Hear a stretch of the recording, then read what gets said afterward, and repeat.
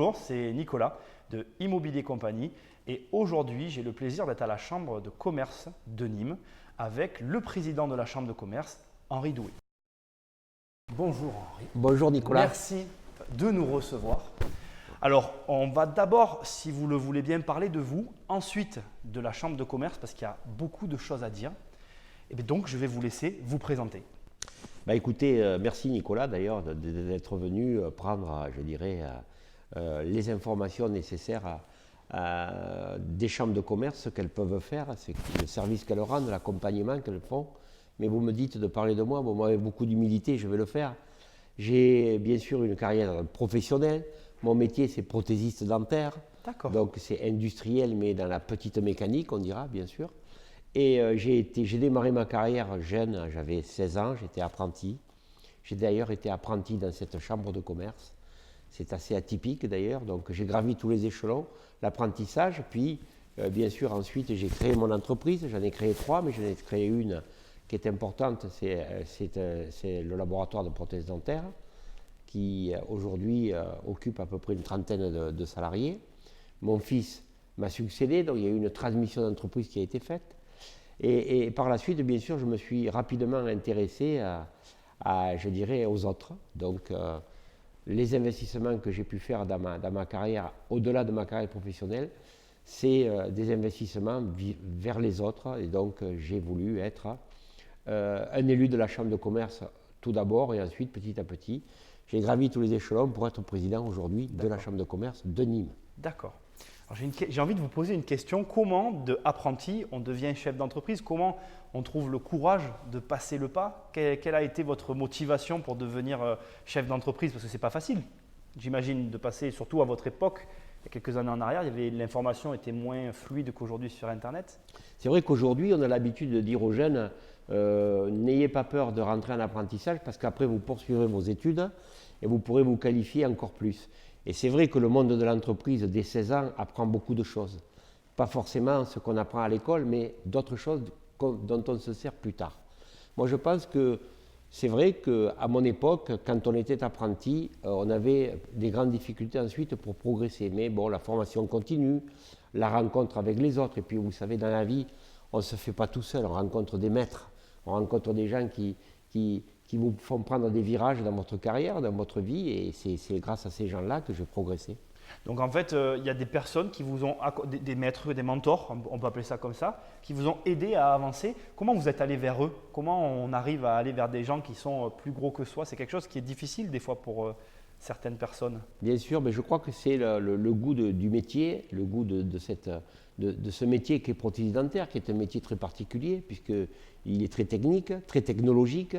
Il avance très vite, donc l'envie d'apprendre dans ce métier m'a permis de rencontrer, je dirais, des gens hautement qualifiés qui m'ont fait progresser. Et petit à petit, bien sûr, j'ai pris goût à l'indépendance, donc à la création de ma propre entreprise.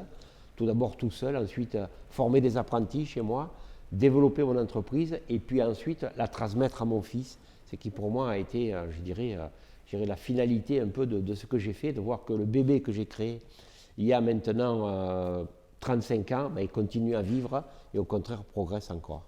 Donc vous avez un lien maintenant par votre fils avec votre entreprise.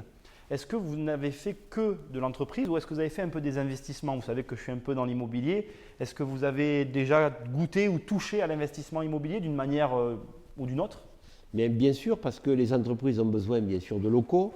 Donc aujourd'hui, il est évident qu'un chef d'entreprise sécurise un petit peu ses investissements à travers des SCI, en empruntant bien sûr pour pouvoir mettre à l'intérieur de ces locaux sa propre entreprise. Et éventuellement, s'il en a les moyens, bien sûr, un investissement plus grand pour recevoir d'autres entreprises qui peuvent très bien tout à fait être, je dirais, dans la même filière que la sienne, ce qui permet à ce chef d'entreprise de sécuriser ses emprunts et bien sûr d'investir dans l'immobilier. Oui, d'accord. C'est une forme de retraite chez nous un peu. Hein, oui, c'est vrai, ça peut être aussi vu comme ça, tout à fait. Alors j'ai envie de vous poser 3 questions, donc je vais commencer par la première. Comme vous avez un parcours d'entrepreneur, quel conseil vous pourriez donner à un entrepreneur débutant? Quelle serait selon vous la chose que vous diriez à quelqu'un qui commence, un conseil vraiment important? Alors, le premier conseil que je donnerais à un chef d'entreprise qui a un futur chef d'entreprise qui a un projet, c'est immédiatement de ne jamais rester seul, d'être immédiatement accompagné. Alors bien sûr, en tant que président, je vais bien sûr conseiller que la chambre de commerce qui va accompagner le chef d'entreprise, le conseiller, lui permettre de l'aider à faire un business plan sur les 3 ans qui arrivent, lui permettre de savoir quelle clientèle il va toucher, connaître son marché, sa concurrence, apprendre le métier de chef d'entreprise qui n'a rien à voir avec le métier pour lequel peut-être il croit être fait. C'est-à-dire, on est boulanger, on est plombier, on est pâtissier ou on est électricien, mais on n'est pas chef d'entreprise. Chef d'entreprise, c'est un autre métier. Donc, c'est vraiment un palier qu'on est obligé de passer pour arriver à diriger une entreprise. Donc, l'accompagnement de la chambre de commerce est pratiquement indispensable. Et pour un jeune investisseur, quel conseil du coup, quelqu'un qui commence dans l'immobilier, puisque vous avez vous-même fait quelques investissements, est-ce qu'il y aurait un conseil qui vous viendrait à l'esprit? Moi, le conseil qui me vient à l'esprit pour les investisseurs, alors il y a l'investissement immobilier et l'investissement bien sûr sur la structure de l'entreprise. Moi, ce qui me vient à l'esprit immédiatement, bien sûr, c'est le monde bancaire. Hein. Le recours à l'emprunt pour l'investissement immobilier, c'est très important. Bien sûr, on a recours aux emprunts à condition d'avoir soi-même, je dirais, un minimum d'économie. Donc, je dirais à un jeune qui démarre et qui a la chance d'avoir un certain revenu, les économies qu'il va faire dans le début de sa vie va lui permettre peut-être d'aller plus loin plus tard. Donc, épargner, faire attention et épargner. Épargner, oui. On va passer donc maintenant un petit peu à la chambre, parce que c'est quand même un peu… Alors, déjà, je pense que la chambre étant méconnue de la plupart des personnes, est-ce que vous pourriez nous donner quelques mots, enfin nous décrire en quelques mots, la chambre de commerce? Alors la chambre de commerce est d'industrie, pas oublier le mot industrie. C'est vrai. C'est très important parce que vous savez qu'on a dans ce pays malheureusement perdu beaucoup d'industriels et d'industries, qu'on est en train, à mon avis, aujourd'hui, je dirais, de récupérer dans la mesure où les biotechnologies, sur la santé, sur la filière nucléaire et d'autres filières encore, l'industrie revient en France grâce, je dirais, à son excellence et à l'innovation. Donc la chambre de commerce, c'est un lieu, si vous voulez, de refuge. C'est la maison de tous les entrepreneurs. Quand on se pose une question qu'on n'a pas la réponse, bien sûr, autour de soi, quand on est chef d'entreprise, on a un expert comptable, on a un conseil avocat, etc. Mais la chambre de commerce vous permet, sur les deux, de comprendre et de mieux mettre en place un projet ou bien un accompagnement. L'exemple, c'est simplement recours à la chambre de commerce pour faire un emprunt à la banque. Vous accompagnez les entrepreneurs pour les emprunts à la banque, par exemple? Bien sûr, pour faire un business plan. Et si le business plan tient la route, le banquier forcément donnera des réponses positives. Donc on aide le chef d'entreprise à faire un business plan et à présenter ce business plan à son banquier. D'accord. Je ne savais pas du tout, c'est intéressant. Alors, on va aller dans ce sens-là. Prenons le cas d'un entrepreneur qui arrive à la chambre de commerce. Quel est le cheminement qu'il va faire? Dans le sens où, comme vous venez de nous donner l'exemple pour la banque, par exemple, moi j'arrive, qu'est-ce que je rentre dans une chambre de commerce? Comment ça se passe? Comment je suis pris en charge? Quel est le cursus? Parce que c'est vrai que ça c'est pareil, on ne se situe pas trop bien en fait. Alors si vous voulez, vous arrivez à la chambre de commerce, vous vous présentez à l'accueil en bas bien sûr, et vous évoquez votre besoin. À partir de là, on va vous mettre à disposition un conseiller. Donc les dames qui sont à l'accueil vont donc prendre rendez-vous avec un conseiller selon la demande que vous avez à faire. Ça va être en industrie, vous aurez un conseiller en industrie ou en service ou bien tout simplement en commerce. Donc à partir de là, ce conseiller va évaluer votre besoin, va évaluer votre demande, va essayer de répondre à vos questions, va peut-être vous dire attention, votre projet est pas mal, mais vous avez un piège à ce niveau-là, il faut essayer de l'éviter, etc., etc. Donc si vous voulez, c'est vraiment le parrain de l'entreprise que vous allez monter qui va venir avec vous. Ça m'évoque une question, je m'excuse de vous couper. Ce conseiller, il suit l'entrepreneur durant la durée de vie de son entreprise, enfin, j'imagine jusqu'à un certain point, mais c'est ça? Il nous suit en fait? Alors, il suit jusqu'à la création. Ensuite, nous, on a mis en place un club UP, qu'on appelle un club UP. C'est un club qui vous permet de venir une fois par mois à la CCI de la création de votre entreprise jusqu'à 3 ans. D'accord. Donc, pendant 3 ans, vous pouvez, si vous le voulez, venir dans ce club où vous voyez vos collègues qui ont le même profil que vous, c'est-à-dire ils sont de 0 à 3 ans eux aussi, et on évoque devant alors plusieurs conseillers les soucis et les problèmes qu'on peut rencontrer pendant ces 3 premières années. Et donc là, on a aussi du retour et ça nous permet de grandir avec notre société. C'est-à-dire que les échanges qui se font là enrichissent donc ces jeunes entrepreneurs et ça leur permet effectivement d'anticiper parfois les problèmes. D'accord. Alors maintenant, je vais mettre un pied dans l'immobilier parce que du coup, c'est encore mon domaine comme d'habitude. Depuis juillet, la Chambre de commerce délivre les cartes professionnelles aux agences immobilières. Vous avez pris le relais sur la préfecture. Alors, est-ce que vous pouvez nous dire quelques mots là-dessus ? Bah écoutez, oui, pour l'instant, on est débutant puisqu'on a démarré en mois de juillet, qu'aujourd'hui, la loi a changé. Il y a une carte qui est obligatoire et renouvelable tous les 3 ans, je crois. Et bien sûr, le service destiné à la délivrance de cette carte est en place. Ça se passe très bien. Il y a parfois peut-être quelques contestations pour des gens qui ont vendu de l'immobilier mais qui n'ont pas les références nécessaires par rapport au cadre de la loi. Donc, mais en principe, tout se passe bien et il y a des délivrances qui se font au fur et à mesure des échéances des cartes anciennes. Donc en fait, un agent qui doit renouveler sa carte aujourd'hui doit passer par la Chambre de commerce. Il doit passer par la Chambre de commerce, on lui dit. Et s'il rentre dans le cadre de la loi, il a effectivement immédiatement sa carte. D'accord. Pour le client des agences immobilières, la carte, alors je tiens à le préciser, c'est quand même un point important, est obligatoire, vous l'avez justement dit. Est-ce que vous pourriez, alors brièvement, nous rappeler ce qu'encourent en fait les agences qui n'ont pas cette carte ? Bah écoutez, logiquement, elles n'ont pas le droit d'acheter, elles n'ont pas le droit de proposer à la vente des biens immobiliers, c'est clair. Je crois que la loi pour cela a été très bien faite, c'est pour assainir un peu cette profession. Il y avait beaucoup de gens qui pouvaient se dire agent immobilier alors qu'ils ne l'étaient pas. C'est une réglementation supplémentaire. Il y a quand même un minimum de connaissances de droit dans l'immobilier à avoir. Et je pense que là, ça sécurise vraiment le client que d'aller chez un agent immobilier détenteur de la carte. Donc voilà, une recommandation, c'est bien de vérifier que les agents aient la carte avant de faire une transaction avec eux, car s'ils ne l'ont pas, ils sont hors la loi. Tout à fait, c'est très vivement recommandé qu'il y ait une présentation de carte avant de commencer à discuter avec un agent immobilier. Oui, tout à fait, tout à fait. Alors maintenant, je continue sur l'immobilier. C'est vous aussi qui vous occupez des loueurs meublés professionnels. Donc tout ce qui est pour demander les autorisations, pour s'inscrire en tant que loueur meublé professionnel. Alors pareil, est-ce que vous pouvez nous expliquer brièvement le fonctionnement ? On vient à la chambre, on demande et vous nous donnez les papiers. Ensuite, on pose le dossier et c'est traité en interne. Enfin, si j'ai à peu près résumé la situation. Oui, bien sûr. Donc c'est très simple. C'est un loueur professionnel. Ça devient un chef d'entreprise en quelque sorte, puisque vous savez que surtout dans le département du Gard, je crois que c'est l'habitat le plus important. On a aujourd'hui énormément de gens qui reçoivent chez eux des touristes et des visiteurs dans un habitat qui a été conçu pour ça. Donc c'est des loueurs professionnels, ce n'est pas des hôteliers. Tout à fait, c'est un métier un peu à part. Et c'est vrai que là aussi, il y a une réglementation et il faut la respecter pour que, bien sûr, les touristes qui viennent dans ces lieux ne soient pas déçus et reviennent. Et oui. Alors la Chambre de commerce fait vraiment tout un tas de choses. Alors je continue à alimenter le débat. Vous faites aussi, alors sous condition, c'est important de le préciser, vous attribuez des subventions aux créations d'entreprises. Est-ce que vous pourriez nous donner le cadre, on va dire ?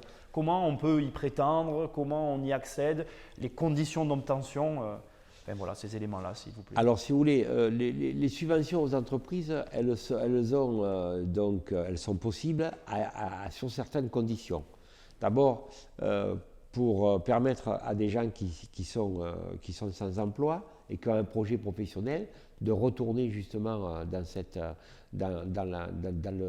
leur projet professionnel, ils peuvent avoir la possibilité de quitter Pôle emploi, donc de ne plus être rémunérés en tant que chômeurs, mais avoir, je dirais, une somme de départ selon les conditions qui lui permet de créer sa propre entreprise. Il faut des projets. Pour ça, nous, on reçoit à peu près 20 à 30 personnes toutes les semaines que Pôle emploi nous envoie, qui sont des futurs créateurs d'entreprises. Donc on les reçoit, on écoute leurs projets, on leur explique les difficultés qu'ils vont rencontrer et les points positifs et les points négatifs, et on sait qu'à partir de là, selon leur statut à Pôle emploi, ils ont un intérêt, bien sûr, à se lancer, je dirais, en tant que chef d'entreprise, parce qu'ils créent leur propre emploi, bien sûr, mais en même temps, ils ont une aide et un soutien de Pôle emploi qui peut très bien aller jusqu'à 1 an de chômage, je dirais, en tant que subvention pour pouvoir démarrer ce projet professionnel. D'accord, donc vous faites aussi donc comment dire, vous contribuez à ces subventions et en fonction du projet, en fonction de la personne aussi, et vous aidez donc les entreprises à se lancer. Oui. Est-ce qu'il y a d'autres choses que j'aurais oubliées sur la Chambre de commerce? Parce que je sais qu'il y a beaucoup de choses à dire. Est-ce que selon vous, il y a des points encore importants à souligner auxquels je ne pense pas? Voilà, donc oui, bien sûr, pour rester sur le mode subvention, on soutient les associations de commerçants qui se sont réunis pour les animations de leur ville, de leur place, de leur village, de leur bourg. Donc des animations qui sont, je dirais, faites pour bien sûr animer le commerce des villes. Donc on les soutient financièrement sur des appels à projets qui sont intéressants. Et pour ça, on a le soutien des municipalités, bien sûr. Donc les associations de commerçants qui se sont réunies, plus la chambre de commerce et la municipalité, on arrive à avoir, je dirais, un niveau financier suffisant pour créer de véritables animations autour de ces commerces. Donc vous aidez aussi les commerces déjà en place à créer l'événement et donc à attirer de la clientèle. On a également une chose qui est très importante, il me semble-t-il, pour l'industrie et pour l'innovation dans le futur développement de notre pays, c'est des couveuses d'entreprise. Ce qu'on appelle couveuses d'entreprise, on appelle ça InnovUp ici. On a InnovUp sur le département. Alors c'est quoi InnovUp? C'est simplement un jeune diplômé qui sort de l'école des mines d'Alès ou qui va sortir de l'école des mines d'Alès ou qui sort d'une école supérieure et qui a un projet professionnel. On le met dans cette cellule en observation et bien sûr assisté par l'ensemble des professionnels qui sont autour de lui pour qu'il puisse y rentrer par exemple N-2 et N+3, ça veut dire pendant 5 ans, on va le couver, il va créer son projet, alors il ne s'agit que d'innovation là, il va couver son projet pour après démarrer, si vous voulez, cette entreprise avec l'innovation qu'il peut avoir. Alors, je peux vous donner quelques exemples, mais bon, ça peut aller, par exemple, ce matin, j'ai discuté avec un jeune chef d'entreprise qui est en couveuse, qui va bientôt sortir, et qui a mis au point un pain sans gluten qu'il va fabriquer lui-même. Donc, il va y avoir toute la partie fabrication, mais aussi la partie marketing, développement, puisque vous savez que le pain sans gluten aujourd'hui, c'est quelque chose de très important pour ceux qui en souffrent d'ailleurs. Et voilà ce type de projet qu'on peut avoir en couveuse d'entreprise. Vous accompagnez les porteurs de projets innovants à réussir leur projet en fait. À réussir leur projet pour être effectivement les futurs développeurs de l'économie de demain, parce que bon, il est évident que... Alors, est-ce que ces couveuses sont valables, je vous coupe, désolé, dans toutes les chambres de commerce de France, ou est-ce que c'est propre à celles de notre région?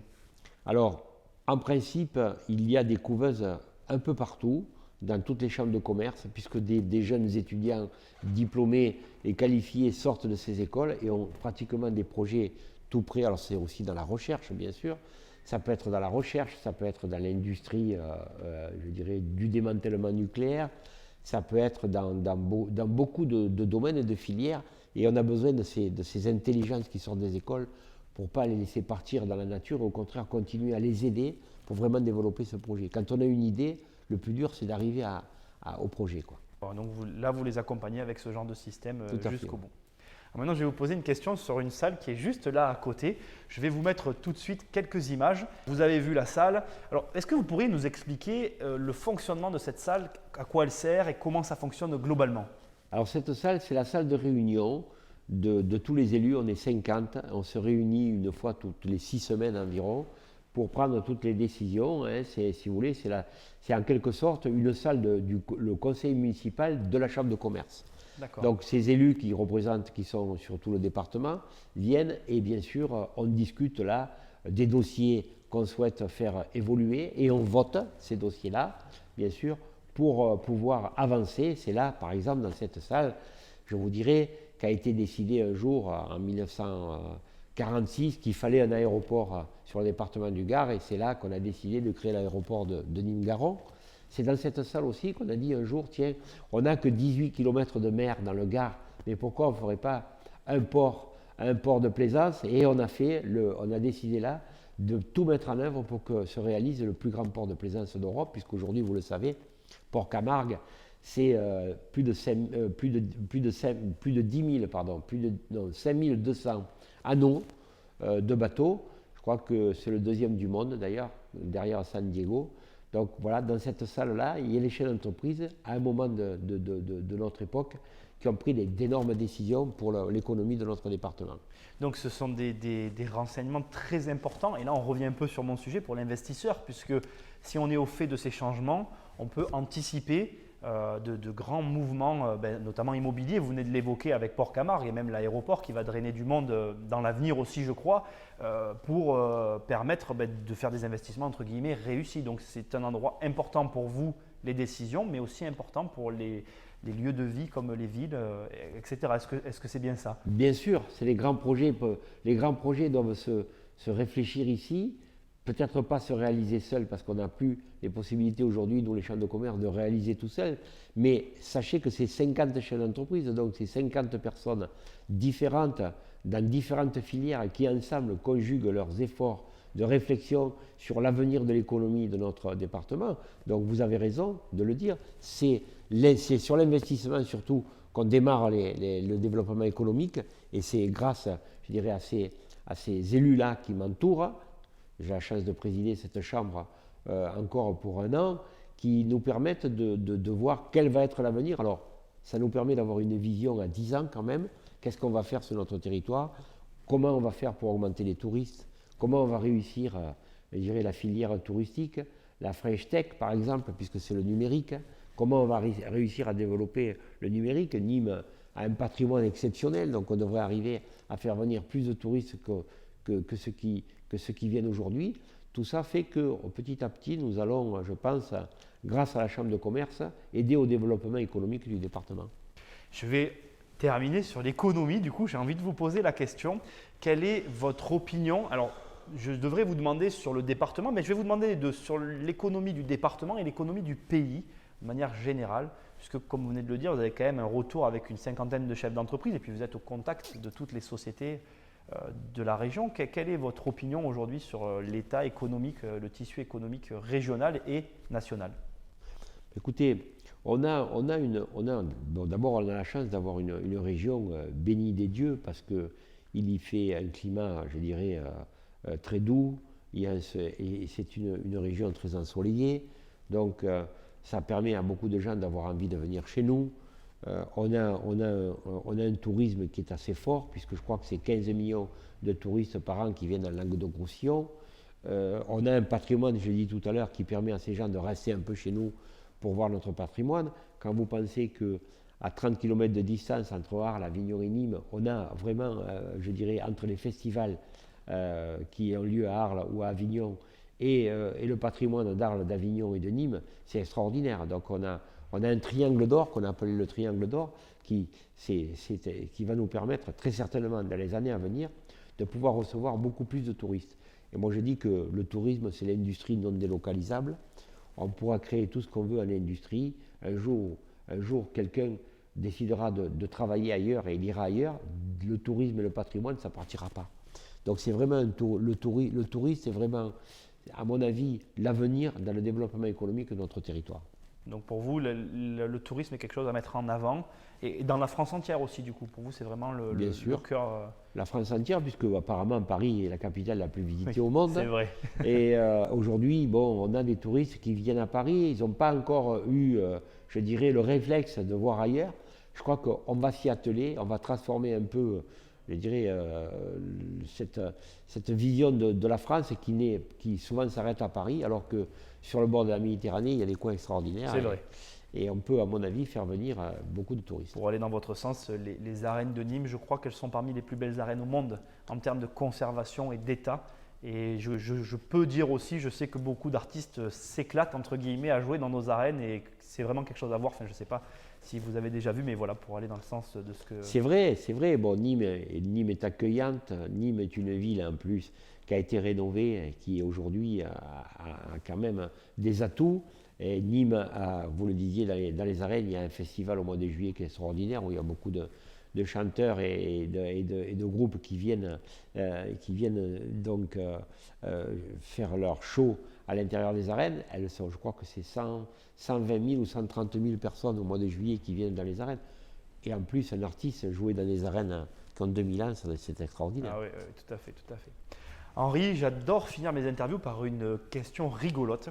Alors, pour détendre un peu l'atmosphère, je vous offre un cadeau, vous ne l'aimez pas, qu'est-ce que vous en faites? Vous m'offrez un cadeau, je ne l'aime pas, et qu'est-ce que j'en fais? Écoutez, en principe, un cadeau,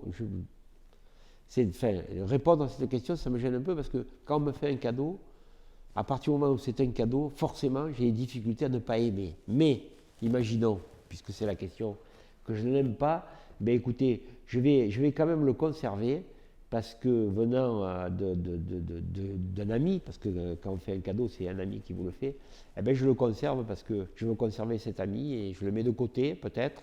Il ne sera pas en première ligne dans mes objets ou dans mon entourage, mais je le conserverai. Henri, merci beaucoup de m'avoir reçu et puis à bientôt. Merci, à bientôt. Au revoir. Au revoir. Merci. Hey!